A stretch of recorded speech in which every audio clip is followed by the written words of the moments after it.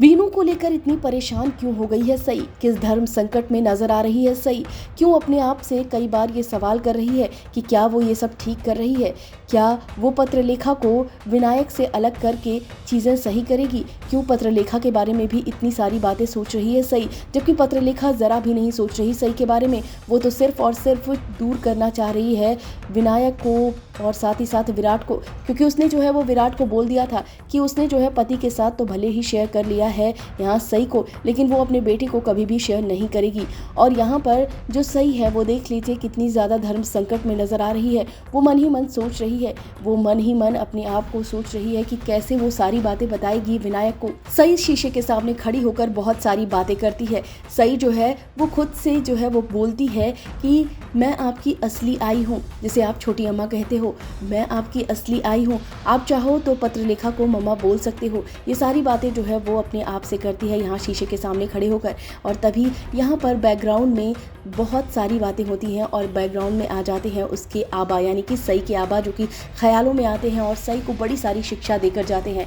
यहाँ पर आबा आते हैं और वो बोलती है कि आबा मैं बहुत खुश हूँ, लेकिन फिर यहाँ पर उसके जो आबा हैं वो ख्यालों में यही बोलते हैं कि सई तुझे लगता है कि ये चीज़ सही है कि उसकी माँ से क्यों अलग कर रही है?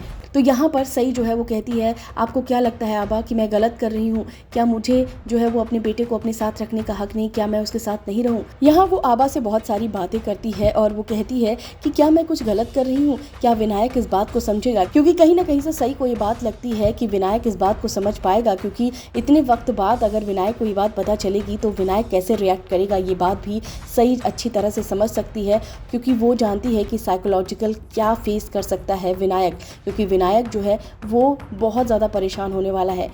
यहाँ पर आपको बता दें कि विनायक के साथ भी बड़ी सारी सिचुएशन होने वाली है। पाखी जो है वो विनायक को लेकर भागेगी, जहाँ पर वो बहुत सारी बातें जो है वो सई के बारे में बोलने वाली है, जिसके बाद जब विनायक को असलियत पता चलेगा कि सई जो है उसकी असली माँ है और पाखी ने क्या कुछ नहीं किया और विराट ने भी उसका पूरा साथ दिया, इसके बाद विनायक खुद ही जो है वो पाखी और विराट से नफरत करने लगेगा। लेकिन अभी जो है सई बहुत ज़्यादा परेशान है, उसे समझ नहीं आ रहा कि कैसे वो अपने बेटे को अपने बारे में बताए कि वही है उसकी आई।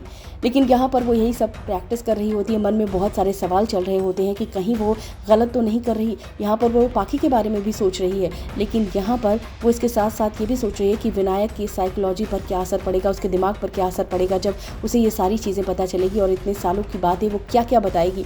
ये बात जो है वो उसके आबा भी बोलते हैं, क्योंकि उसके आबा जो है वो आकर डायरेक्टली इनडायरेक्टली उन्होंने बोल दिया है कि वो चीज़ हो सकता है गलत कर रही हो।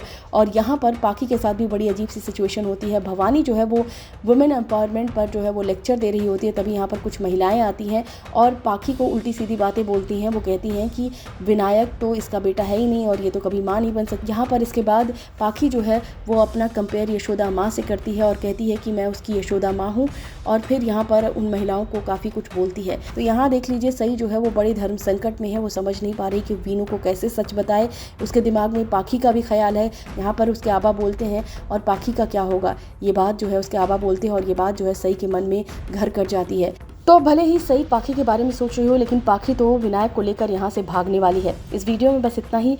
टीवी और बॉलीवुड से रिलेटेड खबरों के लिए फिल्मी बीट सब्सक्राइब करें और अगर ये वीडियो आप फेसबुक पर देख रहे हैं तो हमारे फेसबुक पेज को फॉलो करें।